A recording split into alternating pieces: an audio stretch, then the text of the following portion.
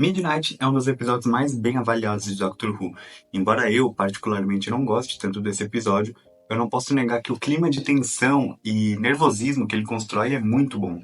Clima esse que não foi mantido aqui em The Well, ou O Poço, episódio que serve como uma espécie de continuação para Meia-Noite. Eu sou o Mog e... O que é isso atrás de você?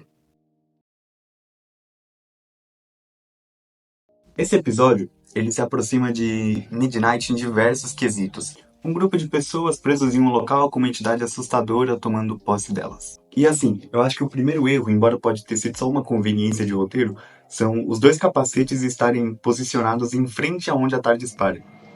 Tipo assim, por que tinham dois capacetes extra, se a missão era contada com o número de pessoas que estavam ali?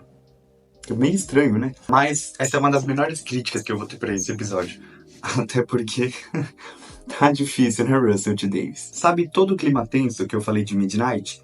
Bom, ele não existe aqui. Ou melhor, existe em partes. Na cena onde o doutor percebe que é o planeta meia-noite, você percebe o começo de algo ali. Você percebe, tá? A situação aqui tá ficando mais complicada, tá ficando mais séria. Porém, na cena seguinte, onde esse clima de tensão deveria ser elevado, deveria ser o doutor passando para os outros o que era aquilo, é um clima que se perde por um elemento. Um simples elemento. Você sabe qual é? A trilha sonora. Porque a trilha sonora não combina em nada com o que o Russell T. Davies está querendo passar. É como se a trilha sonora estivesse aqui e o roteiro aqui. E eles não se encostam em nenhum momento. Então a trilha sonora tá tocando uma música completamente alheia. Eu tô vendo diversos soldados morrendo e a trilha sonora é como se eu estivesse passeando numa loja da Renner do shopping. Porque a cena que deveria fazer eu ficar angustiado, porque eu tô vendo soldados voando de um lado pro outro sem uma explicação lógica, só me traz mais confusão, porque eu devo prestar mais atenção porque eu tô vendo, porque eu tô ouvindo. É difícil entender, porque não são coisas que se conversam, só que eu tô experienciando as duas ao mesmo tempo. Então, fica difícil, sabe? Eu queria realmente entender, eu queria ficar angustiado, porque, querendo ou não, o que eles mostram não é uma cena do doutor e da Belinda trocando de roupa, como no começo do episódio, mas eu não consegui, desculpa, a trilha sonora não me ajudou em nada. E esse problema da trilha sonora foi algo que eu já vi outras pessoas apontando em episódios passados dessa mesma temporada, mas eu nunca tinha percebido como algo tão catastrófico, como algo tão grande. Mas aqui foi impossível, sabe? O episódio todo tem uma construção para ser mais sombrio, a fotografia dele é mais escura, mas a trilha sonora não. Porém, eu acho que esse não é o pior de tudo. Tem uma coisa em específico nesse episódio que me tirou do sério. Sabe o que é? A personagem surda.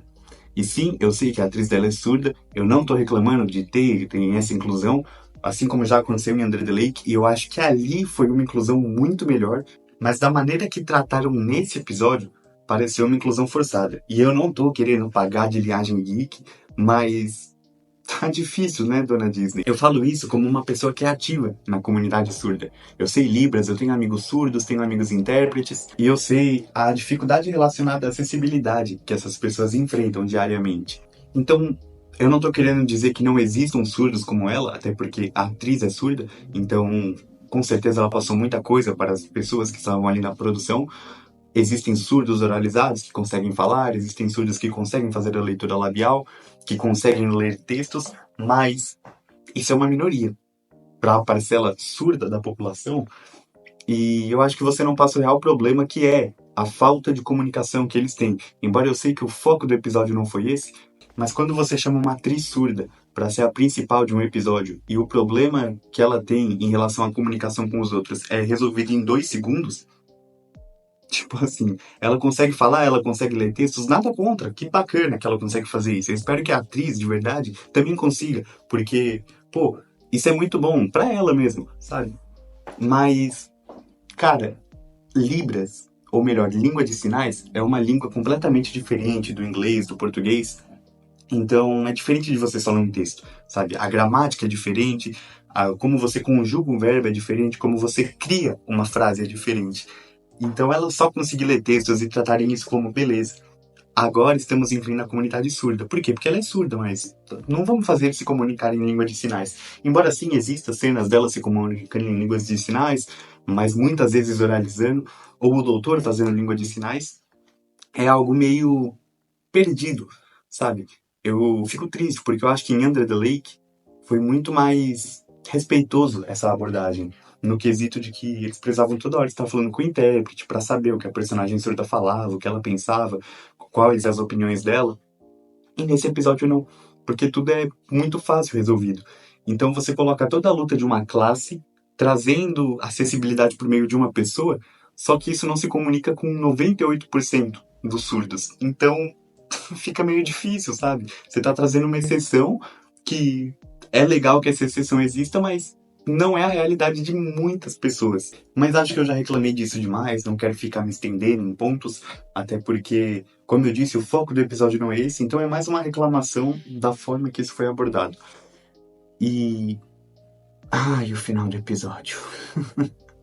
Primeiro, porque eu acho muito fácil a maneira como o doutor só aceitou a mulher dar um tiro milimetricamente calculado na Belinda. Embora sim ele soubesse que ela tinha boas habilidades de tiro, ele conhecia ela há menos de 5 horas.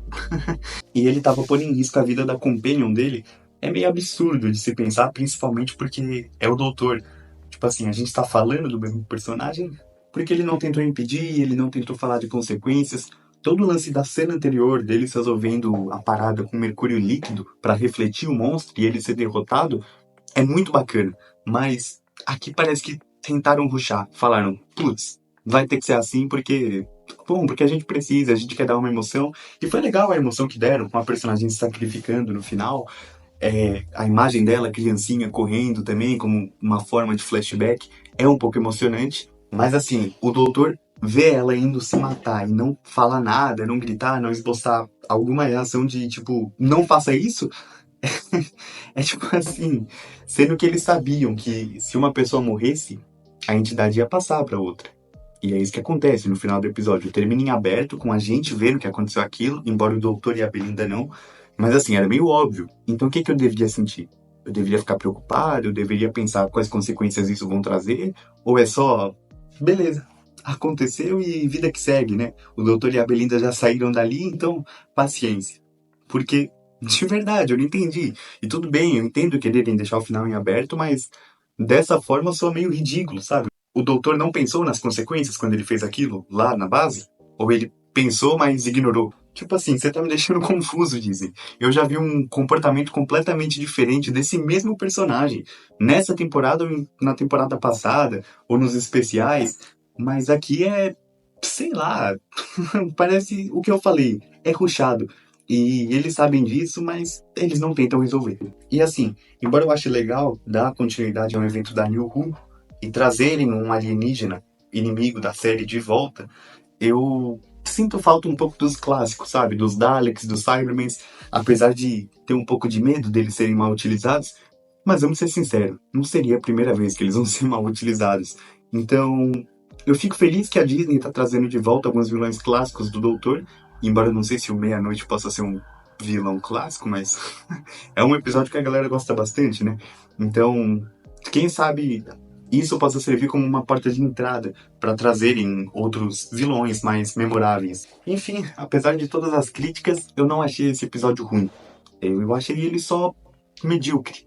Eu vi que muita gente gostou e tá comentando que é super bom pra ir, e de verdade, que bom que vocês conseguiram gostar. Mas pra mim, não deu.